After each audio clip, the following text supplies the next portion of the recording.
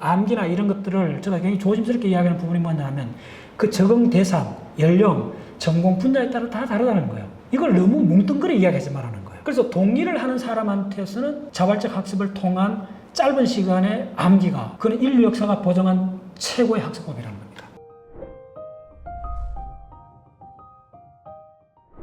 그 자유도가 높을 때 우리 브레인은 항상 미래를 예측하고 그거에 가장 효율 높은 그걸 찾아내요. 다시 요약하면 학생들이 공부를 할 때 그게 뭐가 됐든지 하나의 태스크를 만들어라. 그러면 지식이 모듈이 돼요. 지식의 모듈은 제가 이 과학운동을 해봤더니 대부분 어른들이 중고등학교 배웠던 걸 다 잊어버렸어요. 그럼 왜 그렇게 됐나 봤더니 지식이 모듈화되어 있지 않은 거예요. 지식을 이 컵에들은 물이라 생각해 보세요. 우리가 초등학교부터 대학까지 지식을 어떤 식으로 갖고 있었냐면 지식을 엎질은 물처럼 갖고 있었어요. 이 헛뿌려진 이걸 지식이라 합시다. 기억이라 합시다. 이거는 곧 몇 시간 내로 다 정발해버려요. 두 번째, 이거는 조작할 수 없어요. 누구한테 줄 수도 없어요. 준다는 말이 지식을 강의를 하든지 시험을 치든지 할 때 쓸 수가 재구성을 하든지. 그래서 지식은 어떻게 가져야 되느냐 하면 이렇게 컵 속에 든 물처럼 모듈을 형성하라는 겁니다. 그러면 이거는 냉장고에 넣을 수도 있고 일주일 후에 꺼내 마실 수도 있고 친구한테 줄 수도 있고 요걸 뭐라 그러는가 조작 가능하다는 거예요. 그래서 모든 사람이 많은 지식을 갖고 있는데 이렇게 헛뿌려진 물처럼 갖고 있다면 곧장 정발해버리고 사라지고 사용을 할 수 있는 형태로 되어 있지 않다는 거예요. 그러면 사용할 수 있는 형태로 되려면 일정한 지식이 일정한 형태를 가져야 된다는 거예요. 그 일정한 형태의 첫 번째 조건이 지식이 하나의 단일한 덩어리로 되어 있어야 돼요.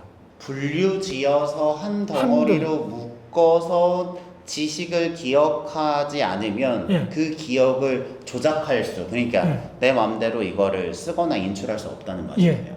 그 지식이 활용이 되려면 원이 닫혀야 되잖아요. 네. 원이 열려 있으면 사라져 버립니다. 끝단이. 마찬가지로 지식도 보자기에 쌓여야 되는 겁니다. 딱 하나의 모듈을 형성하면 벽돌처럼 모듈의 지식을 형성하면 다른 지식하고 결합을 할 수가 있습니다. 아하. 진흙으로 집을 지어갖고 이렇게 1층짜리 집을 지으면 예술품은 될 수 있고 거기서 들어가서 향토방처럼 꾸밀 수는 있어요. 그러나 그걸 벽돌을 쓰지 않고 진흙으로 집을 만들어 놓으면 부숴버리면 끝이죠. 그렇죠. 10층 이상 올릴 수가 없다는 겁니다. 그렇죠. 근데 우리가 지금 우주나 그다음에 지구나 브레인이나 이런 안에 들어가는 거는 벽돌로 치면 각 분야가 벽돌이 각각 30장이 넘는 벽돌로 되어 있다고 보셔요.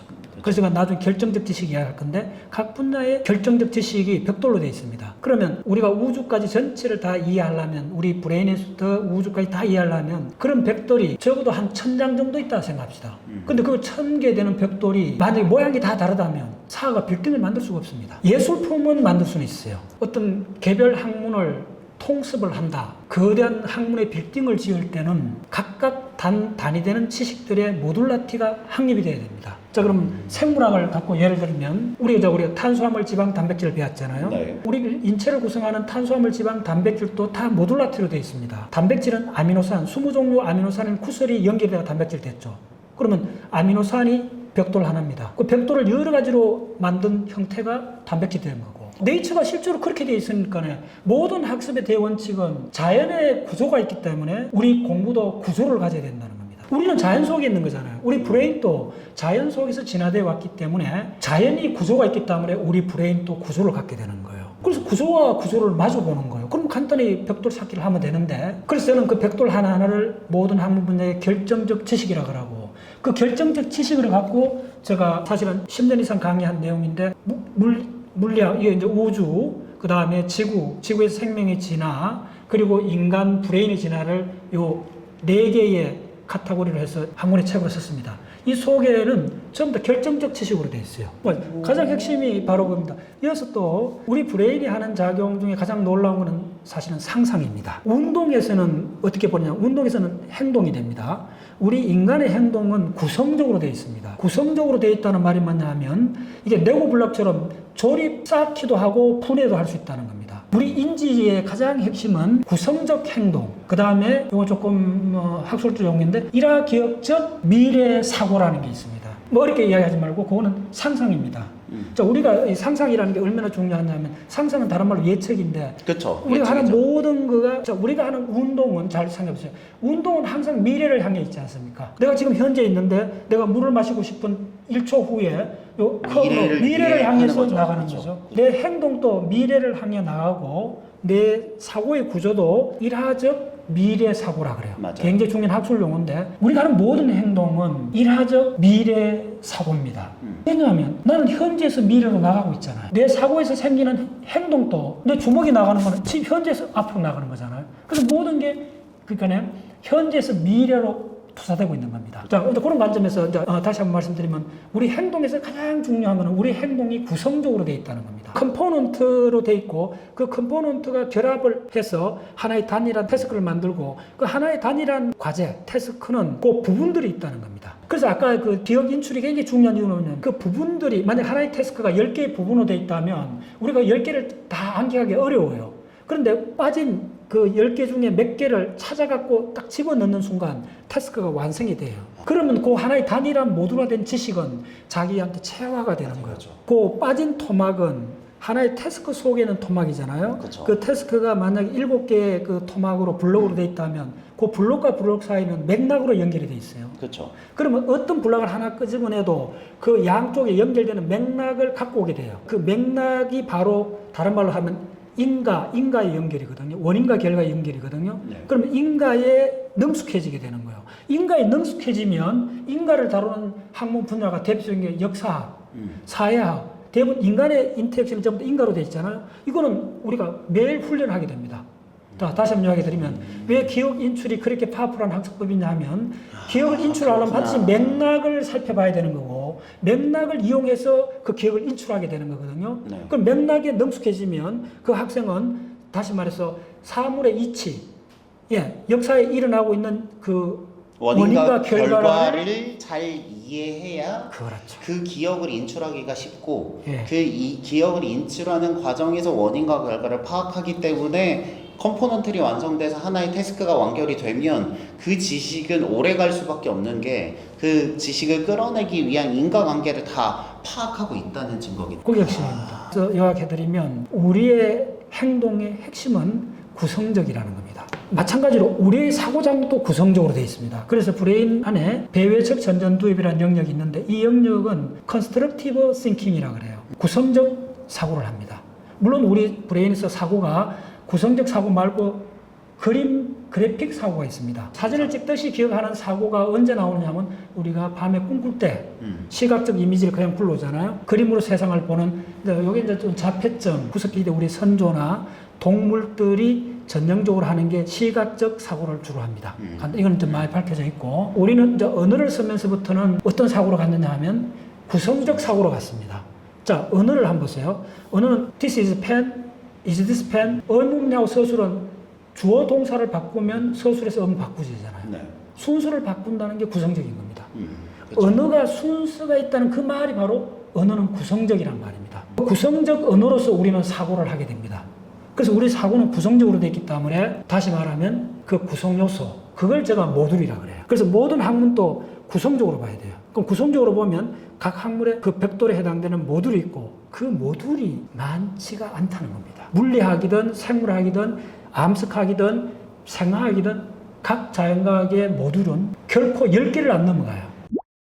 그 10개도 안 되는 모듈을 여러분 이제 물리학에 엔트로피라는 모듈이 있다 합시다. 그걸 이해하기는 굉장히 어렵다는 거예요. 그 모듈은 절차 기억으로서 익숙해지라는 거예요. 10개밖에 안 되니까. 그러니까. 이게 만약에 모듈이 제가 수백 개 된다면 이 학습법을 권하지 않아요. 모듈이 심지어 생물학 같은 거 어떤 데 보면 한 5개밖에 없는 데도 있어요. 박사님 말씀을 요약하면 모든 지식은 모듈화되어 있고 그 모듈들을 하나씩 컴포넌트들을 각 분야에 10개밖에 없으니까 10개, 여기 10개, 10개 이렇게 붙여서 지식을 쌓으면 이런 책을 쓸 수 있는데 사람들이 그 모듈을 이해하다가 이제 세월이 끝난다는 거니까. 예. 제가 관찰한 게 바로 그 점이기 때문에 제가 굉장히 기억을 강조를 하게 된 거예요. 예, 이거는 어쩔 수 없는 효율성을 위해 갖고 모듈이 굉장히 많다면 구원할 수가 없어요. 모듈이 봤더니 의외로 각 분야에 10개밖에 안 되고 10개 미만이고 근데 그 모듈은 사실은 보통 사람들이 그 모듈을 자꾸 이해하려고 들은 거예요. 근데 그 모듈 자체는 그 학문의 결정적 지식이기 때문에 근데 제가 말씀드리면서 좀 궁금한 게 그 모듈의 개수는 사람의 레벨 그러니까 학습 수준에 따라서 개수가 달라질 수 있을 것 같아요. 만약에 박사님은 저는 조금 이게 고민이 되는 거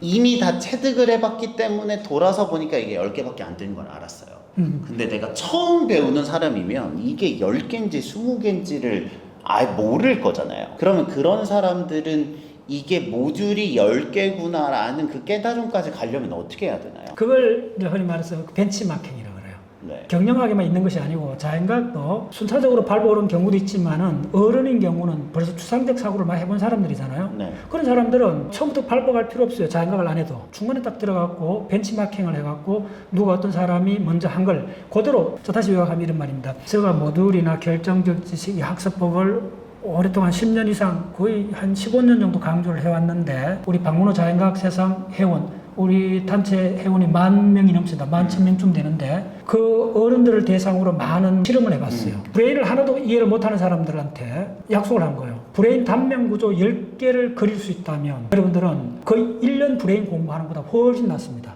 당신들이 이걸 동의하면 나하고 한번 실험을 해보자 한 거예요. 1월만 모였어요. 그래서 일요일 날 제가 강의하고 그러니까 일요일만 해갖고 한 8번 일요일을 했어요. 하고 했더니 놀랍게도 30명 정도 시작을 했는데 27명이 끝까지 남았어요. 배웠어요. 하고 우리 사이트에 가면 그거 있습니다. 그 27명이 브레인 구조를 안 보고 10개를 아주 정밀한 제가 강의했던 브레인 구조 10개를 그 다음 거기다 영어로 그 구성 파트 이름 참 적고 그걸 다 통과했어요. 5시간 동안에 시험을 쳐서 시험 쳐갖고 예, 그래서 저는 그걸 통과하면서 하고 났더니 사람들이 아는 거예요. 심지어 마지막에 뭐 눈물 흘리는 사람도 있었어요. 뭐냐면 오히려 사회에 속았다는 거예요.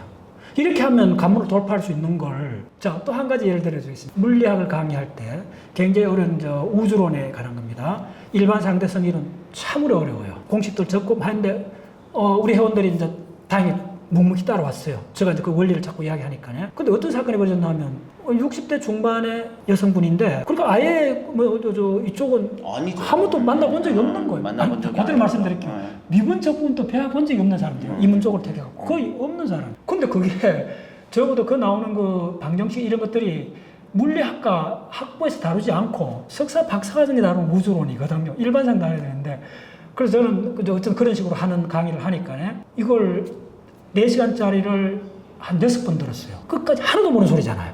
하나도 모르는 소리. 하나도 모르는 소리를 4시간짜리를 6번이니까 한 20시간 이상 버틴 거예요. 그때 한 7, 80명이 다 버텼어요. 근데 어떤 사건이 벌어졌나 하면 그 여성분이 그래서 내가 이쪽 분야 세계적 유명한 교과서 이런 거 다 알려줬어요. 했더니 그 미국의 와인버그라는 그 노벨상 받은 사람이 쓴 코스몰로지라는 북이 있어요. 그건 석박사 과정에서 다루는 텍스트북인데 수시로 가득 차는 그 텍스트북을 샀어요, 이 사람이. 사갖고 자기가 더 넘겨봤대요.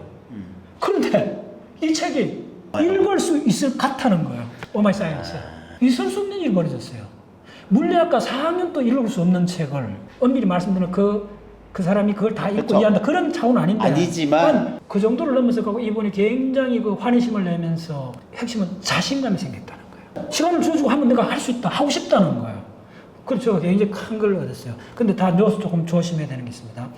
요 메커니즘은 자발적 학습이 가능한 어른들에 해당되는 이야기입니다.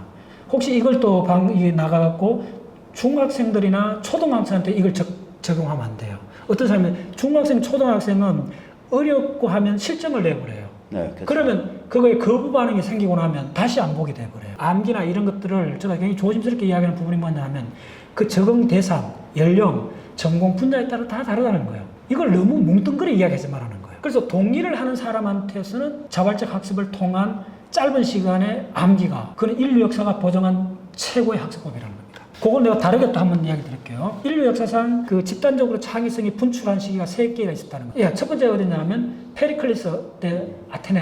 네. 그 문화의 꽃을 배웠던 페리클리스 민주주의 아테네가 있었고 두 번째가 어디냐면 르네상스의 피렌체. 네. 세 번째가 어디냐면 산업혁명이 일어났던 런던. 1700년도에 런던. 거기 엄청나게 그 이제 과학혁명이 막 일어났잖아요. 이 세 개의 도시에서 집단적으로 창의성이 분출해갖고 인류 역사를 바꿨는데 이 사람의 그 책에서 핵심 이야기가 뭐냐면 이 세 집단 중에서 가장 천재가 가장 많이 나온 시기가 어디냐 했더니 나는 산업혁명 쪽으로 생각했는데 의외로 피렌체였어요.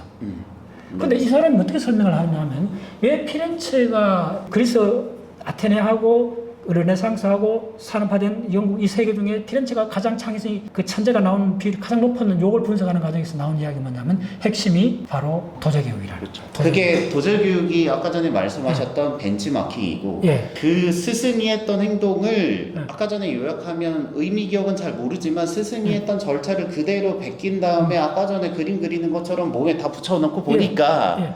그 의미가 이거였구나라고 이해가 되면서 그 시간이 빨라지면서 그 시기에 천재가 많이 나왔다는 그렇죠. 거죠. 그래서 지금 요게 구체적으로 그 도제교육이 어떤 식이면 레오나르도 다빈치가 7살 때인가 아주 어릴 때 그 도제 그쪽에 들어갔잖아요. 길드죠. 네. 길드에 들어가서 그거에 마스터가 있잖아요. 거기서 이제 하는데 대부분 그쪽 길드는 뭐냐 도제가 스승이 곧장 가르쳐 주는 거 아닙니다. 대부분 우리도 그렇잖아요. 어깨 넘어서 배운다 그러잖아요. 최고의 학습법은 어깨 넘어서 배우는 겁니다. 왜 그럴까요? 어깨 넘어 배우는 거는 이해해서 배우는 게 아니고 그 짧은 순간에 그 스승이 그 하기 어려운 그걸 딱 하는 그 순간을 딱 보는 거예요. 완벽한 자기 주도적 학습이 되죠. 기억적으로 보면 도제교육은 아예 의미교육을 통과하지 않고 곧장 절차교육으로 하는 겁니다. 그렇죠. 이게 바로 핵심입니다. 그냥 숙달부터 해버리는 거예요. 숙달부터 하고 그 다음에 이제 예술 분야는 나중에 들어가면 자 다시 말하면 예술이라는 것도 제가 좀 말씀드리면 예술이라는 용어도 아마 생긴 지 얼마 안 됐습니다. 테크닉이라는 말이 먼저 나왔습니다. 테크닉. 그래서 여러분들 그 바우하우스 미술 그 혁명이 있었지 않습니까? 독일에서 산업 디자인 쪽으로 바우하우스